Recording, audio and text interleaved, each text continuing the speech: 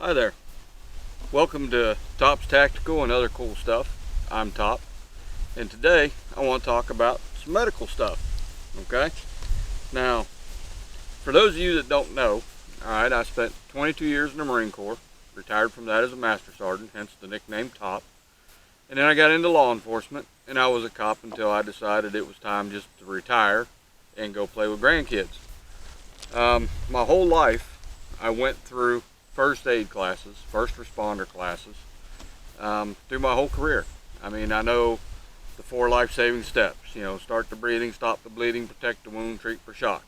I know how to treat sucking chest wounds. I know how to apply tourniquets. I know a lot of that cool stuff. There's a lot of it that I don't know, but I do know a lot of cool stuff.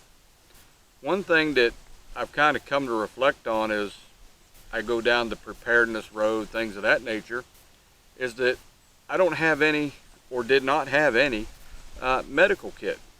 Anything to help with trauma, massive hemorrhaging, gunshot wounds, whack my leg off with a chainsaw, any kind of crazy stuff. I was just completely unprepared. I mean, I've spent 30 years teaching myself and training to punch holes in things, but I never really put any effort into being prepared to plug holes in things. So that's what we're going to talk about today. We're going to talk about getting some medical preparedness, getting some gear gathered up and things like that. Now, I think in my world that you've got about 3 different kinds of medical kits you ought to have, or things that you should be prepared for. I think you should have what I call boo-boo kit, which is just the grandson falls down, skins his knee on the concrete, up to I have a hangnail, up to small lacerations, things like that. Boo-boo stuff you're going to fix with a Band-Aid. And you should also have stuff for massive trauma. Trauma being, I cut myself really bad in the kitchen, or the chainsaw thing, or just anything that causes more damage than you're going to handle with a little first aid kit. The third thing that you should have, I think you should have what's called a bleed kit, or a bleeder kit. Something that you can handle some serious arterial bleeding. Now, why do we need this stuff? Well, first off, you never know when you're going to just roll up on something. For example, a vehicle accident, where you're going to end up being the first responder. You also never know when you might have to render first aid to yourself or your own family members. And it's good to have the equipment that you need. So, without further ado, we're going to jump into some different kits and things that I've started putting together. Now, the important thing with putting together a first aid kit, a trauma kit, a bleeder kit, is to start. Get something. Nothing's cheap nowadays, especially if you get good quality stuff. But start.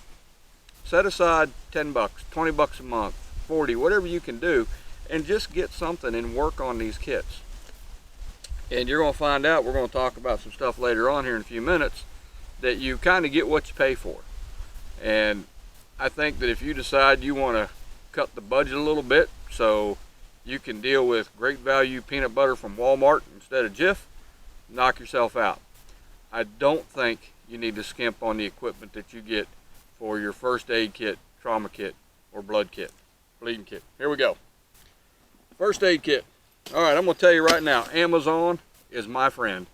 I pretty much don't like people, so I get a lot of stuff from Amazon. I was out on Amazon a while back and just kind of surfing through first aid kits, and I came across this deal right here. I can't remember the name of it, but it's got a pretty blue bag. It says first aid only right on the front of it.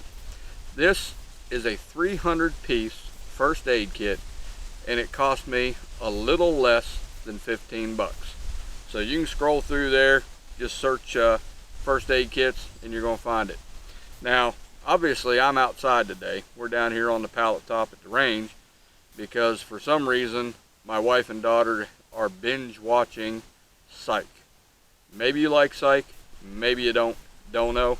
But, I kind of dealt with all the stupid I can handle in my second career. I don't need to watch it on TV. I think Psych's a little dumb. But I digress. Here we are, pallet top, got a tarp down over the top of it. wind blowing around a little bit. Got some steel targets here to kind of hold the tarp down. I'm going to grab my fancy little remote because it's just me and you today. I don't have a cameraman or woman.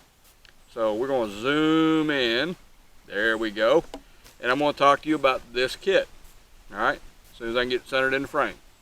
Alright, this is the first aid kit that I'm talking about that came from Amazon. Now I wish I had the camera pointed a little lower, but I'm going to go ahead and unzip this bad bear. It's a pretty decent little case. I mean, it's nothing super fancy, but like I say, it's a $15 kit. And I had to put my glasses on so I can read something here in a minute.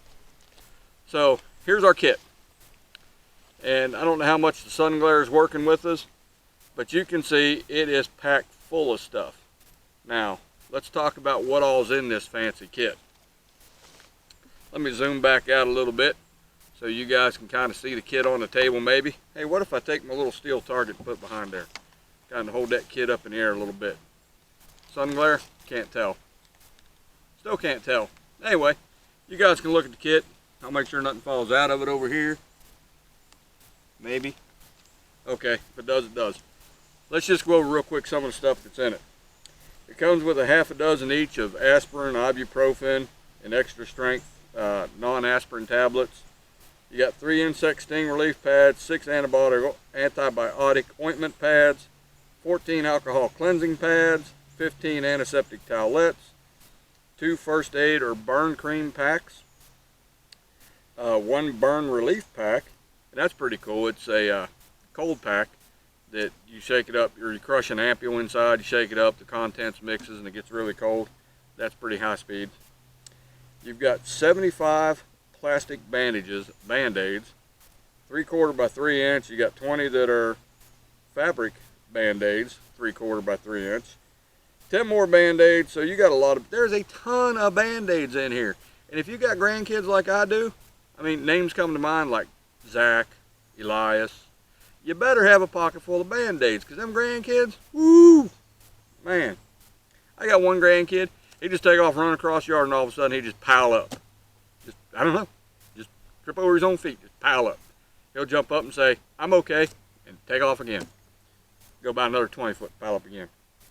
We got some elbow and knee pads, or plastic bandages, 50 junior bandages, 4 knuckle bandages, 4 fingertip bandages, you got some moleskin in there, you got an emergency blanket in there, little cheap solar blanket. The 4th step in the life-saving steps is treat for shock. You gotta make sure you keep the patient warm. There's sterile gauze in there, there's eye pads in there, there's a gauze roll in there, a first aid kit, a one-time disposable thermometer I thought was pretty handy. You get a tweezer, there's 10 Q-tips in there, and 1 clear pocket soft pack. That's this thing here is holding everything. Now, if we can see this, and I'm going to try to zoom back in here again, like I say, this thing is full of gear. Absolutely chock full of gear. Let me set it down here. Put my little tarp keeper back out where it was. Look at all the Band-Aids in this thing. Let me get my knees up here sticking the pallet. I don't know how the sun glare is, but you have got Band-Aids and first aid stuff for days in this pack. Is there anything in here that, is there anything that should be in here that's not? Probably so, but again, we're talking 15 bucks here. Alright, 15 bucks on Amazon. Pretty decent first aid kit. Now, the wife, whoops, almost forgot to put the tweezers back in.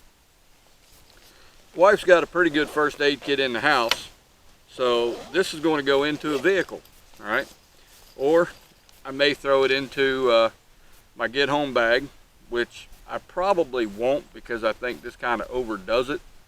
It's not really what I need for the mission of the bag, but I'm planning on putting these in vehicles.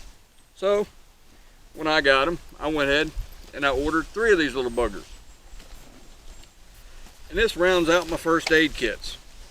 Also in these first aid kits are some little shears. I don't know how good they are. I've never tried to cut anything with them. But there are shears in there also. You're going to see some more shears here in just a second. This is my first aid kit. Next thing to move on to is what I want to call a trauma kit. A trauma kit should have some pressure bandages. As I start to talk about some of this stuff, first off, I am not affiliated with anyone, endorsed by anyone, or paid to throw anybody's name out there. This is a North American Rescue emergency trauma dressing. It's a 4-inch dressing. You guys can Google that up on the internet. There's all kinds of different pressure dressings out there and bandages. I just happen to think that North American Rescue makes a really good one. So I've got some of these in here. Matter of fact, I got 3, because my goal is to have 3 first aid kits, 3 trauma kits, and 3 bleeder kits. Now, this is in conjunction with what I carry in my get home bag. These are probably all going to end up in a vehicle. Show up, if I happen to be the first guy on scene in an accident, there's more than what I can handle with first aid kits. I want to have some options out there. So I've got these trauma dressings. I've got some good shears for just cutting whatever needs to be cut. You know, seat belts, blue jeans, just whatever it takes to handle that situation. And then I've also got some RATS tourniquets. A RAT tourniquet is a rapid application tourniquet. You can Google those up on the internet. They're, from what I've read and what I've seen, they're a good, effective, reliable tourniquet. Now, there's many different tourniquets on the market, and you'll find that you know, you'll like one and I'll like the other, and Larry will like a different one. Have something, but have something that works, but have something. Okay, if you like a RATS better than the cat tourniquet you're about to see next, then great. You know, if that's what blows your hair back, have a good time with it. The important thing is to have that asset out there. Now, this stuff is, like I say, it's the start of my trauma. My trauma kit's going to have more stuff in it. You know, there's going to be more gauze, there's going to be 4x4s, 3x3s, things like that. It's something I'm going to build on. But hey, you know what? I got to start. And I think you guys will see that I've got a pretty good start all in all. Another thing I'm going to add in my trauma kits are something called a chest seal. These happen to be made by, this is a hyphen vented chest seal. There's 2 seals in each pack. So one will go into that trauma kit, one will go into this kit. Those are used for anytime you have some kind of a puncture wound to the chest in the thoracic cavity. You've got a concern there that air is designed to come in and out one place. Well, if you've got a hole in it in your chest somewhere, air can go in and out there also, and that's bad. So we have these chest seals to try to seal that chest cavity. We have 2 of them because, you know what?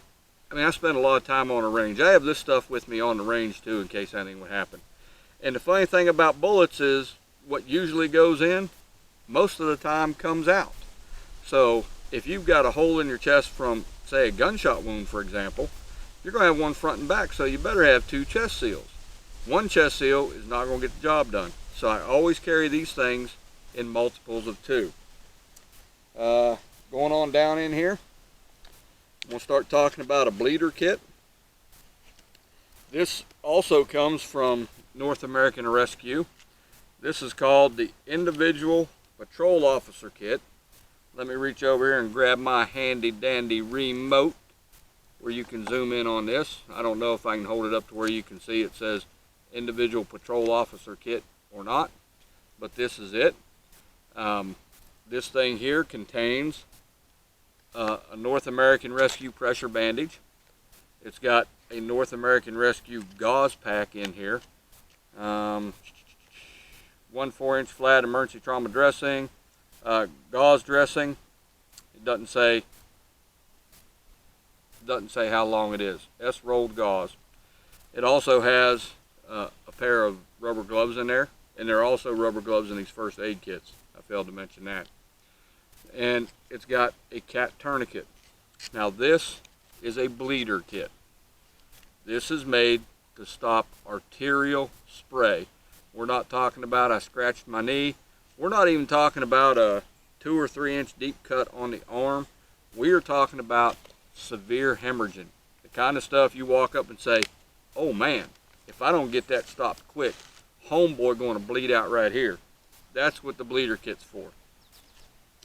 And here's the second one. Again, goal is I'm going to have me another one of them. Now these kits are pretty expensive. They're somewhere around the 40 buck mark, maybe $45 long through there. But they come with good, authentic, quality stuff. And it's just something where next month I have another 40 bucks, order another one, and I can flush things out for that vehicle. Add some stuff to my trauma kits. Now, inside of these, we have what's called the Combat Action or Combat Application Tourniquet. The CAT tourniquet is the acronym for it. It's also made by North American Rescue. And I've got one sitting here loose that you guys can kind of check out. And again, I'll kind of zoom this in so we can hopefully see this a little better if I can hit the right button. This is the CAT tourniquet. All right, this is my favorite one. It is made by North American Rescue. It's a pretty simple design to use. You're going to open this thing up. You're going to slide it onto the injured appendage.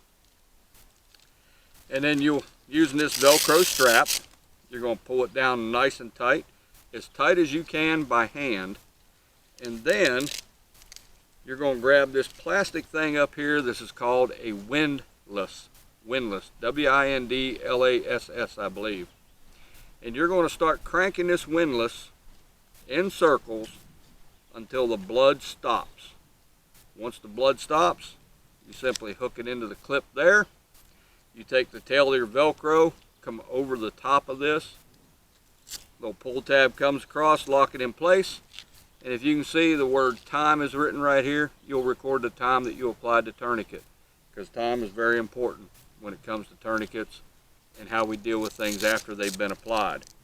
Now, the reason I got this one out here to show you is because I want to talk about some of the fake stuff that's out there. Now, this tourniquet, an actual genuine CAT tourniquet, is not cheap. All right, if you're scrolling through Amazon and you can find a CAT tourniquet that costs $7, $8, $10, it's fake. All right, that's going to be a cheap Chinese knockoff. Now, the problem we have with the Chinese knockoffs, number one, they've been reported that this plastic windlass on the counterfeit CATs, you'll go to start cranking them down and this windlass will break. You come out here to this end of the tourniquet, there's this plastic buckle. Under pressure, it will snap. So you get what you pay for. Now, I can't remember exactly how many or how much this cost me. And my cell phone doesn't get service sitting out here so that I can look it up real quick on Amazon. But you're going to pay, man, it's going to be 20 bucks. Easy. I think it's easy 20 bucks to get a genuine, authentic CAT tourniquet. And that's what you want to have. You don't want to get into the cheap stuff. So I'm not here to give a class on how to use these things or any classes on any of these gear. Just try to get you kind of thinking. The schools of thought that I have and what I'm kind of gearing myself towards, like I say, we've got boo-boo kits or a basic first aid kit, and then I'm putting together trauma kits, and then lastly I'm going to have what I call bleed kit, which is out there for the massive hemorrhaging, the arterial bleeding, you know, things that we've got to get shut down right now, or you know, we're looking at the patient bleeding out kind of stuff. This stuff takes money. It takes a little knowledge on how to use some of it. So take your time, get your stuff gathered up. But the important thing is to take that first step and start getting your stuff gathered. I hope you guys enjoyed this video. If it's your first time here, do me a favor and go ahead and hit the subscribe button and click that notifications bell. And then give the video an old thumbs up there. Like my video, whether you liked it or not, just like it anyway. It'll make me feel good about myself. And just preparedness is not just being able to hit your target. All right. Sure, you can punch holes. You got to make sure you can plug holes, because that's the other side of the punching. I want you guys to have a great day. I want you to shoot safe, shoot straight, and train often. Thanks for stopping by.